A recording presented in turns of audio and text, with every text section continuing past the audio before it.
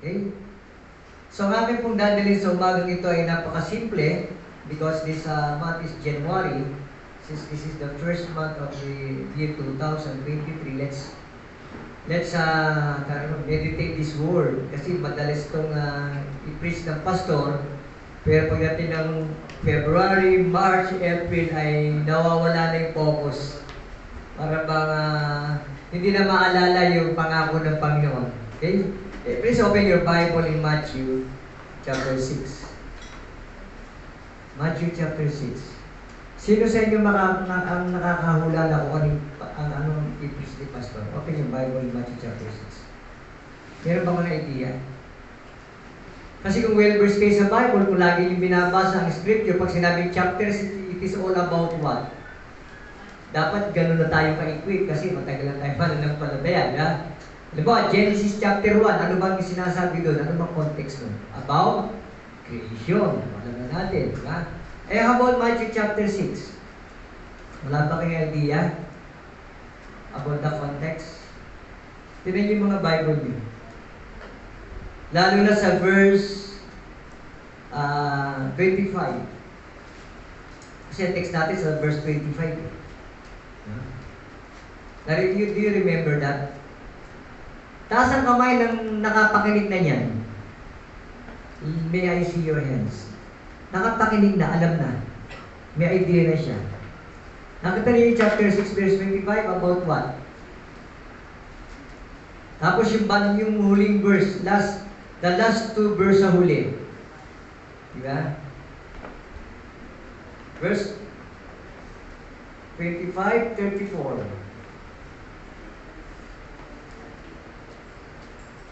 Nakita niyo na? Sino nakakita na? Taas ang kamay, nakabasa na. May idea na kayo? Ay, siguro, uwi na tayo kasi tapos na yung mensahe. Hindi na mahirapan si Pastor, di ba? Kasi alam nyo eh. Tama ba? Pero hindi ganun eh. Hindi ganun ang word of God eh. Every time na binabasa po natin to, every time na tayo nagbubulay-bulay, iba po ang nagiging interpretation. Wala kayo hindi. Kaya sinabi ng Panginoon, you read your Bible, read the Word of God every day. Di ba? Night and day. Bakit? Kasi minsan, ang salita ng Diyos, kapag nalaman na natin, it takes how many months nawawala. Kaya sabi ng Panginoon, kung ito'y lagi nating babalikan, kung ito'y lagi nating babasahin, nare-refresh yung ating spiritual life. Diba? Ganon din yun. So, let's read the Bible. Therefore, I tell you, do not be anxious about your life, what will you eat and what you will drink, nor about your body, what you clothing. Look at the birds of the air, sabi, they neither sow nor reap, nor gather into the barns, and yet your heavenly Father feeds them. Are you not of more value than they? Ganda, no? And which you may be being anxious can add a single hour, this his span is of life.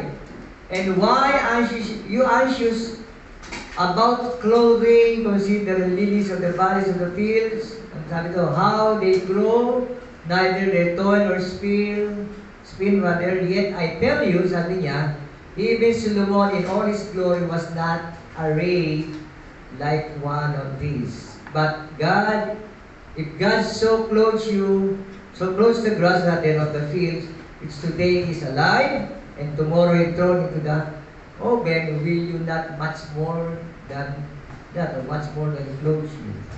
O you little faith, ito po yung secret, the word faith.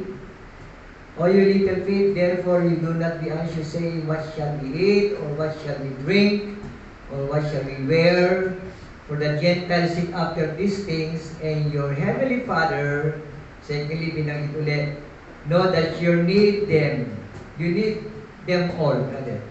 Ito po yung isang key verse. Lagi itong kabisado na po ng lahat ng mga believers ko. Ang sabi ko, but seek ye first the kingdom of God and His righteousness, and all these things will be added unto you. Then, nag-conclude po siya, sabi sa conclusion, therefore, take note of this, therefore, Do not be anxious about tomorrow. Bakit? For tomorrow will be anxious for itself. Then sabi, sufficient for the day is its own trouble. So tayo kung nakatayo mo ko, sinasamahan niyo si Pastor, manalangin. Lord, salamat po muli aming amang makapangyari sa lahat. You are so great, you are almighty God, you are worthy to be praised and honored. Salamat po dahil nakita namin ang kapangyarihan mo, simula namin kayo makilala namin, and maybe today, until today, nakita po namin kung paano ka naging mabuti sa bawat isa. Ang layunin mo ay kabutihan, Panginoon, at yun po ang nais mo sa amin. Bagamat kami ay nagkakasala, Panginoon, sapagkat kami vulnerable in ourselves, in our body, pero hindi ka nagpabaya because you send your Holy Spirit who will become the comforter. Siya po yung tumutulong sa amin, Panginoon, upang ipanalangin sa iyo, Ama, sa pangalan ni Jesus na binigyan mo ng authority upang panalangin ito ay matugod mo sapagkat ito po ang iyong pinangako ng lahat po ng aming bibigin. Sa pangalan ni Jesus at sa kalooban mo ay mangyayari. Salamat po dahil meron kami pribilehiyong ganitong bagay na wala po sa iba, kundi kami lamang mga tinanggap mo, kami lamang mga inaring ganap, Panginoon, ng mga anak mo. So napaka-grateful po namin. So umagang ito, nawa ang salitang ito ay aming pong muling pagbulay-bulayin, purihin ka, sambahin ka, ibalik sa iyong kalwalatian sapagkat sa pamamagitan ng kaaliwan ng iyong mga salita at mga pangako, Panginoon, doon po kami nabubuhay sa pananampalataya. Sa iyo po ang lahat ng papuri, Ama, at pasalamat sa tanging Panginoon Jesus. Amen. Okay, like what I said, kailangan natin mabuhay sa pananampalataya, no? Because the just shall live by faith. When we say the just shall live, ang matuwid ay nabubuhay sa pananampalataya. Kung kayo tunay na matuwid, kung kayo tunay na sumasampalataya, kung kayo tunay na titiwala sa Diyos, meron ka dapat katangian ng pananampalataya. What is faith? Faith is the evidence of things not seen, but the substance of things that hoping for. Okay? Ito yung mga bagay na hindi mo nakikita pero naniniwala ka na darating at magkakaroon ng katuparan sa darating na panahon sapagkat ang pananampalataya niyan ay ibinigay sa inyo ng Diyos at yan ay kanyang gagawin sapagkat yan ang kalooban niya. Naintindihan ba natin? So hindi yung faith na may faith ako what is faith for you? Ano ba ibig sabihin ng pananampalataya sa'yo? Naniniwala lang, ganito lang. Will you please elaborate what is faith? Ano ba yung faith? This is the substance of things that hoping for. Mga bagay na hindi mo nakikita, pero dahil may pangako, dahil mayroong ibinigay sa iyo, naniniwala ka sa nangako, naniniwala kang siya makapangyarihan at walang imposible sa Kanya, dahil naniniwala ka, yun ay binigay ng Panginoon. Para ikaw, tugunin niya, dahil ang pananampalataya ay siya ay nagkaroon ng kaaliwan, nagkaroon siya ng ang Panginoon ay nalugod sa pananampalataya. No? When God please, will do something, lagi ko sinasabi. So kung gusto nyo talagang gumawa ang Panginoon, you have to release your faith, which comes from the Word. Kung wala kayong Word of God, walang faith. Faith will not develop without the Word itself, the Bible, the Word of God. So, paano mo palalakasan ang pananampalataya mo? Reading and reading by His Word. Faith cometh by what? Hearing and hearing, or reading and reading, meditating what? The Word of the true and only one God, which is the Scripture. So, mahalaga, mga kapatid. Kaya tayo nagkakaroon ng trouble, kaya tayo nagkakaroon ng mga bagay na pumapasok sa ating mga buhay, kaya tayo nagugulumihanan, wala tayong maisip ng solution because we don't know what the Word of God is. Ano ba itong salita na to? Ano ba itong iniwanan ng Panginoon sa atin? For how many centuries na dumaan? Marami nang nabuhay noon hanggang ngayon nagpapatod, there is only one God and true God. The God of Abraham, the Isaac and Jacob, which is our God, because of the Lord Jesus Christ. He Himself is God. Amen? So, yun yung pribileyo natin. No? Kaya tayo mga mananampalataya, tayo ngayon ay nabubuhay saan? Ulitin ko, sa pananampalataya sa Diyos.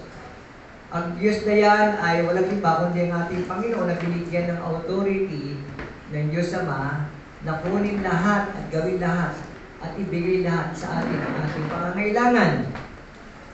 Dahil siya wala ngayon dito, ang sabi ng Panginoon, He is in the right hand of God. Of course, the Holy Spirit is with us. Paulit-ulit, pero dapat natin intindihin. So, sino kasama natin ngayon? Sino ating advocate? Sino ating tatawagan? Kanino tayo magpapaturo? Katulad binanggit ni James, chapter 8 ng Romans. Paano tayo dumalangin? Hindi natin alam may dadalangin. We have to what? To grieve. We have to grow. By groaning, by asking God, what will we pray for Him? Kasi hindi natin alam. Kasi pag yung nasa trouble na, hindi mo na alam kung anong papanalangin mo. Dapat magpaturo ka. Because the Lord Himself, the Spirit of God, the God, the Holy Spirit, is the one who teach you what to pray. He guide you. Kapag nangyari yun, ano mangyayari? Anong gagawin at i-obey ng God the Father in the name of our Lord Jesus Christ. Kasi kung wala ang Panginoong Jesus, hindi ka makaka-reign sa Ama. Prayer or everything, you cannot come to the Father except through Him. Kaya dapat kumpleto sila. Sa prayer, we need the Father, the Son, and the Holy Spirit. Now, we will go now to our text. Bakit sinabing, therefore I tell you, do not be anxious? Ang unang verse 25 ay more therefore. Kasi sa verse chapter 6 po, kung ating titingnan, nagsimula siya sa giving to the needy, the Lord's Prayer, di ba, nandiyan lahat. Tapos yung tinuro sila ng kung paano manalangin. Misa pa nga, nag-fasting pa nga, andyan. Then lay up the treasure in heaven. Binigay lahat yun. Hanggang sa bandang huli, no one can serve two master. Then we have only one God and one master. And then sabi sa verse 25, kung ating intindihan ng chapter 6, the context is, dito ay sinabi niya, therefore, I tell you, do not be anxious. So marami po ngayong Kristiyano, bagamat na ituro ng Panginoon, pag alam na natin ang gagawin natin, alam na natin ang Lord's Prayer, o kung paano tayo magbigay sa ating kapatid, paminsan-minsan nakakalimutan natin, paminsan-minsan di natin naalala. Kapag tayo sa sarili natin, meron tayong problema, hindi natin kayang tanggapin. Okay? Parang ang hirap-hirap. Kung ito nga ginawa ng Panginoon sa iba, tapos binigay niya kung how to pray, di ba? Tapos sasabihin mo ngayon, parang hirap manalangin, parang ang hirap pumunta sa Diyos. Ako ba'y sasagutin ng Diyos? No? Therefore, I tell you, do not be anxious about your life. Nakita nyo? The first, therefore, so, ibig sabihin, sa mga bagay na ito, naituro sa inyo lahat, kaya nga huwag na kayong mag-alala sapagkat itinuro na sa atin lahat ng Panginoon, His Word, His Commandments. Naibigay niya. And yet, tayo pa rin ay patuloy na nag-aalala sapagkat tayo punong-puno ng mga negative, punong-puno tayo ng yung tawag ito, hindi tayo nagtitiwala sa Panginoon. Maaaring sa ating experience, mabigat na, exhausted ka na sa buhay mo, isang patang-pata ka na, silihan ganyan lagi. Patang-pata ka na, hindi mo na alam gagawin, nag-iisa ka, ikaw nagtatrabaho, ikaw na lahat. Bakit kaya? Baka naman ginagawa mo yung trabaho mo na by your own. Dapat, gagawin mo yan, sa umaga pa lang, first and foremost, you ask God, the guidance. Lord, ano bang gagawin ko? Ano bang uunahin ko? Mamaya makikita natin bakit sinasabi rito na seek ye first that kingdom of God. So what will you do first? Kayo mga college level na kayo, alam niyo ang how to use your time, di ba? Time management. Alam din niyo ang how to be organized, tama?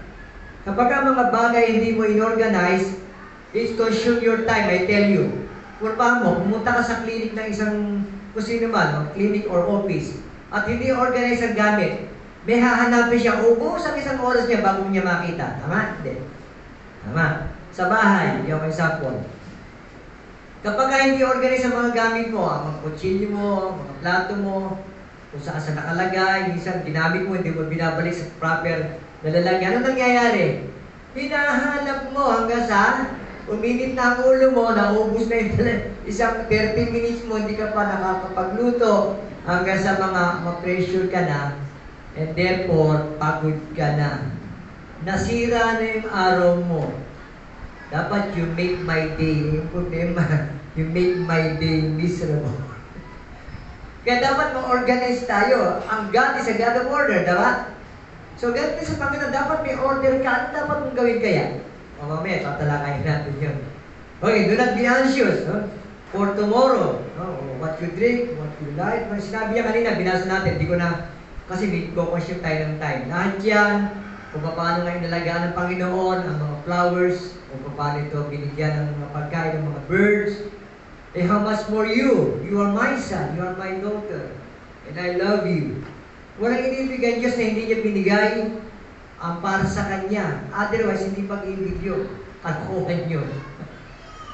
If God is love, He will do something. He will do everything for us.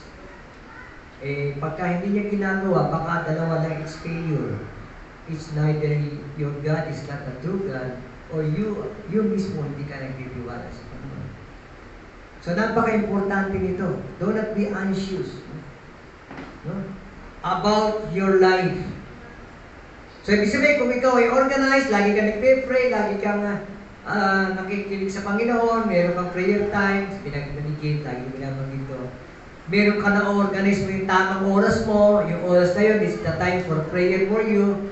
Bagamat minsan naantala dahil may mga emergency, pero babalik pa rin tayo sa ating prayer time. May I ask you? Sino sa inyo dito ang mayroong fixed prayer time? Taas ang kamay, fix. At this hour, I will go to the room or to my bed and go to God and pray. Wala kayong ganun. Hindi kayo organize. Di ba? O problema rin. Hindi kayo organize. Tapos pagka inaanto ka na, ang dami-dami mong cellphone, ang dami nga nakita sa Facebook, ano pa.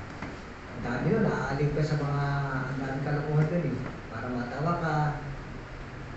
Ubus na oras, wala rin. Naku, natak na ako. Lord, thank you. Jesus, amen. Ang haba ng oras mo sa Panginoon. Tama ba ko hindi? O ang haba ng oras mo sa katitingin dahil naaliw ka sa Facebook. And yet, sasabihin mo, Lord, ang dami kong, talagang marami kang magiging problema dahil hindi mo ako kinakausap. Hindi mo ako ina-ask kung ano ba pwede natin pag-agrihan. Ang sarap kasi makipag-usap sa Diyos eh. The very first hour in the morning, siya na yung mag-aayos eh. Ako, nasabi ako ng Lord, anong gagawin? Although na meron akong class sa gabi, but, I will give example, nung Monday ba yun o Thursday? Ang gagawin ko ay pupunta ako kay Jenny dahil ayusin ko yung senior citizen, mga requirements. Pangalawa, punta ako sa barangay. Nakasulat yun, ganitong oras. Kung maantala man, at least mga 30 to 1 hour, okay na yun. Pagkatapos sa barangay, pupunta ko rin kay Jenny, sasagmit. Pagkatapos pupunta ako sa PSA kasi magsasagmit ako ng aking application for CRASAM, yung certificate for sa marriage, kasi nag-lapse na eh. Baka mamaya may magpakasal dito, eh, hindi ko maikasal. So, nininervous ko kami, baka bigla lang may pastor. O yun yun. Tapos, pagkatapos doon ay, nung sinagmit ko, kasagmit ko doon, uuwi ako sa bahay at ganitong oras, maaari mga 2 na or 3, na si Vic papahinga, magluluto kami ng ganong oras. Siya namang babantay sa tindahan, ako namang maglilinis. O may mga oras yan eh. Hanggang pagdating ng 6 o'clock, kakain na kami, may oras yun. So, yung palang umaga, pinagpe-pray, Lord, ito po yung plan ko. Ngayon, kung hindi man ito, ano pong pwede kong gawin? Sabi ko, sige, gawin mo. At least, ikaw, kasama kita. Alam niyo ba, natapos yung mag-apo na yun? Exactly. Kung ano yung pinlano ko, yun. Walang naging antala, walang naging problema, lahat, complete picture, everything. Bakit? Kasi na-organize ko eh. Kaya hindi ako anxious. Hindi ako nag-aalala ang gagawin ko. Ang sarap mabuhay mga kapatid kapag ang Panginoon ang kasama mo. Maniwala kayo sa akin. Meron pa nga ako experience eh. Pipila sana ako sa BIR. That was nung 3 years ago, nung ako nagano kay Atty. BIR, punta akong munisipyo, balik sa BIR, RT. Yun ang, ano ko, isang araw yun. Sabi ko, Lord, paano ko ito makakampis? Ang hirap dito, kailangan mo yung gawa ko nito. Nag-pray ako. Nung pagpuntating ko sa munisipyo, sabi ko, Lord, baka hindi ito yung tama. Dahil naman dapat unahin ko muna. So tinuruan ko, nagkabalik-baliktad, nag-change. Alam mo, nung nakita ko sa, baka may pila. Sabi niya, hindi, pumunta ka na doon kasi tuturuan kita.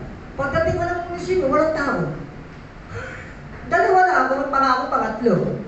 Pagdating ko ng RD, pagdating ko ng bay, lilima lang yung tao. Tapos na yung dalawa, tapos susunod na ako doon, mga wala pang 30 minutes. Ibig sabihin, natapos yung araw na yon, siya ang nag-arrange. Although na meron akong gustong puntahan muna, baka walang pila doon. Kasi nag-anticipate ako, ano kaya ito? Lord, ano ba tatagpunan? So, lagi akong gano'n sa kanya. So, nung ginagawa niya, dinidiktik talaga sa akin, dito ka muna pumunta, hayaan mo, hindi, walang pila dyan, parang ginaganon ako sa iyo. Kung bakit try mo. Hanggang sa tapos yung maghapon na yun, na-accomplish ko. So, pag kayo nasanay ng gano'n, mga kapatid, hindi niyo po problemahin ang buhay ninyo masyado. Kasi bakit? Na-organize mo. Ang secret doon ay nasa verse 23. 33 rather. Look at verse 33. Bakit kaya nangyari yun? Si-shortcut ko lang kasi video yung time natin, very consuming. Verse 10, sabi doon, but seek ye first the kingdom of God and His righteousness, and what? And all these things shall be added unto you. So ano dapat natin unahin? Huwag tayo mag-alala. Bakit? Alam natin meron siyang Diyos. Pangalawa, yung binanggit ko kanina, anong ginawa ko? Inorganize ko according to God's plan and will.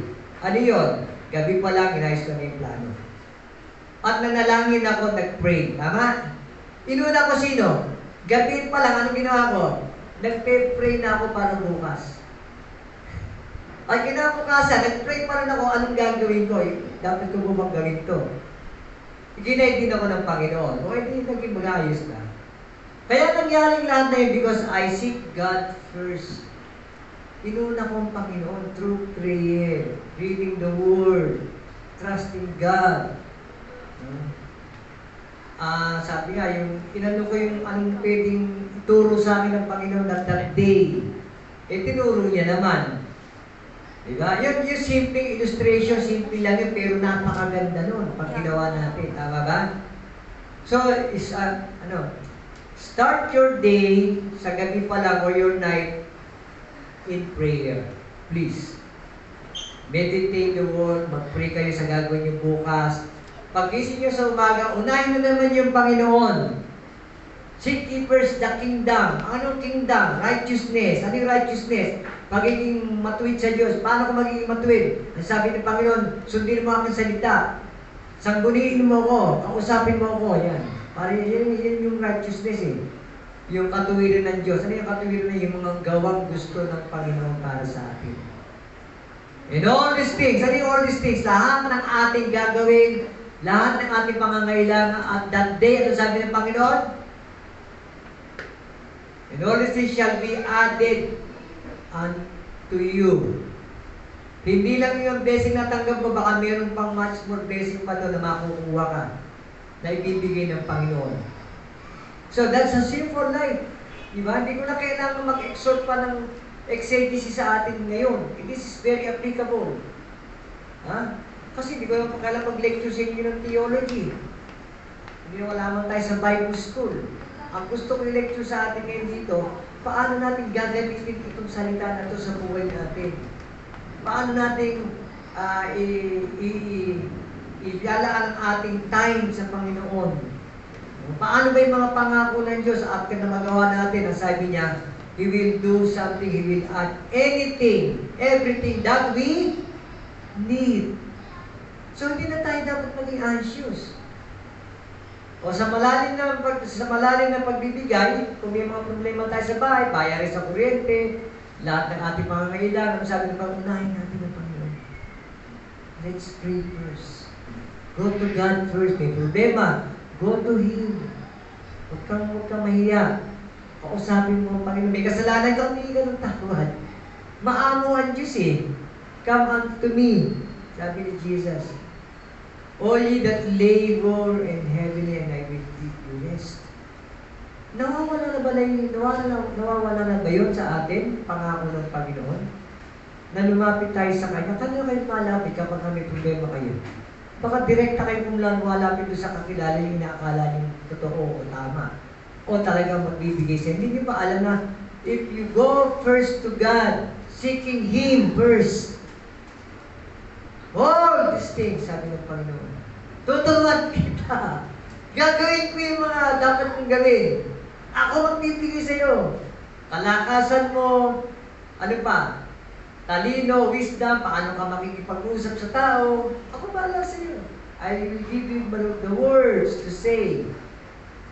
Yun eh. Kaya nga pag tayo ay uunahin natin ng Panginoon, sabi sa verse 33, talagang all the things that we need will be added unto us.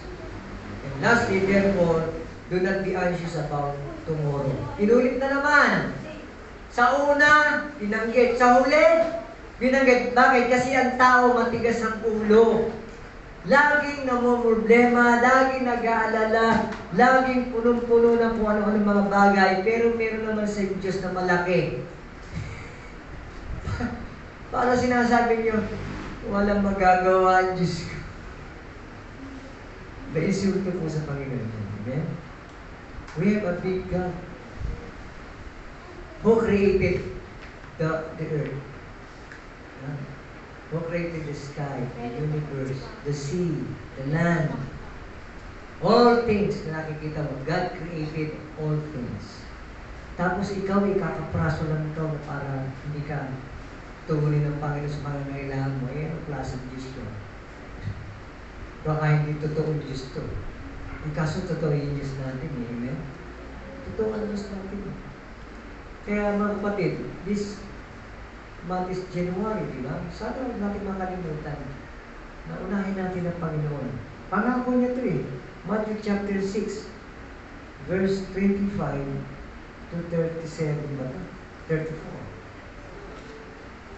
So alam niyo na context ng chapter 6? Sino nakakaalam? Sino nakinig? Alam niyo ba kung anong context ng chapter 6? Ano yun? Anong context? Ano nilalaman nun? Huwag tayo mag-alala kasi meron Diyos na buhay. Parang ganito lang yan eh. Kung nakikinig kayo ng preaching, kailangan meron din kayong outline din kayo. Hindi yung aasa lang kayo sa pan. Marunong lang kayo mag-outline eh. Diba? Hindi ko outline ni Pastor to, yun ang sundi. Kayo mag-create kayo. Ang Diyos pala ay sabi niyo, mag-alala, pangalawa, binuhay niya yung mga ibon, mga halaman, tapos sabi ng Panginoon, lahat ng bagay galing sa Kanya, pinakakain na ng Panginoon, hapas mo, di ba? Tapos sabi niya, manalangin ako sa Kanya, di ba? Sabi niya, lumapit ako sa Kanya. At sabi ng Panginoon, unahin ko rin siya. Ano yun? Paano unahin ng Diyos? Ano sabi doon? They go to God to prayer, in prayer, unahin mo yung mga gusto ng Diyos, yung commandment niya, lahat ng mga bagay. At ang sabi niya, hindi naman siya sinungaling, seek ye first the kingdom of God, and all these things shall be added to you, and His righteousness. The word righteousness is doing what is right. Doing what God's will. Okay? So, unahin natin yun. And all these things shall be added unto you. Pangalawa, the last, now do not be anxious for tomorrow. Bakit? For tomorrow will what? Be anxious himself. Bahala siya mo ng problema ako, wala akong. Parang ganito yun. O yan yung problema yung araw na yun. Basta ako, wala akong magiging problema sa kanya. Amen. Is there anything too hard for the Lord? Wala. Walang imposible sa Kanya. I remember nung sinabi ni Abraham, ng Panginoon kay Abraham, kay Sarah, kinausap siya ng, binisita siya ng tatlong lalaki. That's an angel daw sabi niya. Hindi magkakaroon siya ng anak. Tumawa si Sarah, di ba? Sabi ka tumatawa, hindi ka naniniwala na. Ano nangyari? It will come to pass. Nangyari na. It's because plano ng Diyos. Diba? So, ganun din tayo. Huwag tayong mag-alinlangan sa Panginoon. Pag sinabi ng salita ng Diyos, gagawin niya yan. Kung susunod tayo sa Kanya. Amen? We will do what the Lord's commandments. John chapter 15, if you have my words, abide in you. If you abide in me and my words, abide in you, ask whatever you wish, whatever you will, whatever the plan of God was, and it shall be given unto you. Hindi na siya maramot para ibigay yun. Kasi gusto na Diyos ibigay sa atin ang lahat ng ating pangangailangan. God's will lang, hindi your will. Kasi kung tayo tatanungin, dami kong gusto ko magkaroon ng Mercedes-Benz, magka-mansion, magka-swimming pool, ano pa? May kapitbahay ko, may malaking TV, gusto ko rin yun, ano pa? Instrumento, lahat yata, gusto mo, wala na yata. Gusto ko mapunta Amerika, Africa, gusto ko maikot ang buong mundo. Dami natin gusto, di ba? Pero tanda natin, the only God's will, hindi mo nabibigay. Bakit? Kasi alam ng Diyos ang ikabubuti natin. Tama? Gusto niyo ba yun? Yung gusto lang ng Panginoon ang mangyari sa buhay ko. Ba, ang ganda nun. Kasi alam mo, perfect yung gusto niya. Even yung magiging wife and your husband. Ipag-pray yan. Kasi pag kayo nagkamali dyan, kawawa kayo. That's life. Kaya mag-ingat kayo, mga kabataan. Pray kayo kasi yung God's will sa inyo. Bibigay sa inyo ng Panginoon. Huwag kayong magmadali. Pagka nakakita kayo ng kamukha ni Daniel Padilla tsaka ni ito isa ito, James Reed, para kayong inaasinan. Hindi kayo dapat tumingin sa kagwapuan na katulad ko hindi. Huwag kayong tumingin kung tingnan niyo yung panloob. Kasi ito importante. May takot sa Diyos, dapat Diyos. Kung pipili ka, I would advise you, piliin niyo yung takot sa Diyos. At piliin din niyo yung babae. At higit sa lahat, maganda lalaki. Yun lang po yun. I will joke lang yun. I will tell you this. Meron isang magulang, sabi niya, nagkanya-advise yung anak niya, abay, sinong gusto mag-iasawa ko? Mamili ka yung pangit na maganda ang kalooban o yung gwapo na hindi maganda ang kalooban. Aba, sabi nyo, pinili na yung pangit. Sabi nung nanay niya, mali ka doon na. Bakit naman po? Abi, pumili ka na ng gwapo, tapos maganda pa kalooban. Sigurista yung magulang. Alam nyo, ngayon pala na po itag mga magulang pala sigurista rin. Ayaw nyo yung mga anak. Pero totoo po yun. Kaming mga parents, wala kaming gusto yung what is the best for my house. Wag kami yun. Di ba rin? Okay na to. Bisa ba pa kainigan? Anak, bakit naman ito? Hinihingi mo. Wala tayong magagawa. Ito yan, ha? If God's will, wala tayong, well, that's the Lord's will. Biro lang po yan, pero ang ibig ko na sabihin mga kapatid, let's enjoy life. Amen? So, we have to start this new year at wating natin kakalimutan hanggang sa matapos ang end of the year that we have to seek God first. And do not be anxious about your life. Leave it to the Lord. Amen? Tayong natin tumayo. Pasalamatan natin ang Panginoon sapagkat mayroon tayong guide. Ang Panginoon pala ay nagmamahal, nagbibigay na lahat ng pangangailangan natin kung tayo patuloy na hahanapin siya, uunahin natin siya. Let's pray. Salamat po aming Ama sa umagang ito. Nakita po namin ang napakaganda, napakaliwanag na salita mo na tunay na Diyos. Paminsan-minsan nandun yung pag-alala, paminsan-minsan nandun Panginoon yung doubt, about faith, about tomorrow. Minsan napupuno na po ang bawat isa, Panginoon. Exhausted na kami sa dami ng problema, gawain sa bahay. Marami po kami mga dapat trabahoin. Minsan, hindi po namin halos ang aming sarili namin makalinga. Pero Lord, salamat po dahil Ang salita mo pala ay nagbibigay sa amin ng instruction na huwag po kami mag-alala. Uunahin ka pala namin sa lahat, ay ikaw ang magpaplano, ikaw Panginoon magbibigay sa amin ng direksyon, at kung kayo magtitiwala sa iyo, mananampalataya, ay bibigay mo ang pangangailangan namin na higit pa doon sa inaasahan namin. Lord, we thank you so much for that promises, Panginoon. Simula ngayon, January, Panginoon, magtatapos na po ang pasok ng February. Nawa, hindi mo namin makalimutan, Panginoon, ang pangako mo na unahin ka namin sa lahat ng bagay at ang iyong kalwala at ang iyong pagdilan. At ang mga bagay ay susunod, Panginoon. Ito po yung pangako mo. Salamat po, Ama. At huwag na kaming mamoblemang muli sa buhay namin, kundi mag-igil kami sa buhay namin na kasama ka. Salamat po, Panginoon, sa iyong lahat ng papuri at pasasalamat, O Diyos, sa mga dalangin sa tanging pangalan ni Jesus. Amen.